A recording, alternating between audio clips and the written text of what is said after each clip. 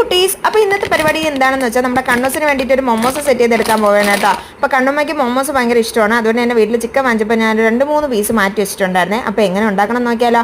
ആദ്യം ഒരു പാത്രത്തിൽ ആവശ്യത്തിന് മൈദ എടുത്തിട്ടുണ്ട്. അതിൽ കുറച്ച് ഉപ്പും വെള്ളവും പിന്നെ കുറച്ച് സൺഫ്ലവർ ഓയിലും കൂടെ ഒഴിച്ച് അതിനൊന്ന് നന്നായിട്ട് മിക്സ് ചെയ്ത് ഒരു ചപ്പാത്തി പരുവത്തിന് മാവിനെ മാറ്റി വയ്ക്കണം കേട്ടോ. പിന്നെ ആ ചിക്കൻ്റെ പീസസിനെ ഒന്ന് മിക്സിയിലിട്ട് ക്രഷ് ചെയ്തെടുത്തിട്ടുണ്ട്. അതിലോട്ട് സവാള, ഇഞ്ചി, വെളുത്തുള്ളി, പച്ചമുളക്, പിന്നെ കുറച്ച് ഉപ്പിടുക. അതിൽ ആവശ്യത്തിന് കുരുമുളക് പൊടി, ഗരം മസാല, പിന്നെ ഒരു സ്പൂൺ സോയ സോസാണ്. അതിനുശേഷം കുറച്ച് മല്ലിയിലയും കൂടെ ഇട്ട് അതിനെയും നന്നായിട്ട് മിക്സ് ചെയ്ത് മാറ്റി വയ്ക്കണം കേട്ടോ.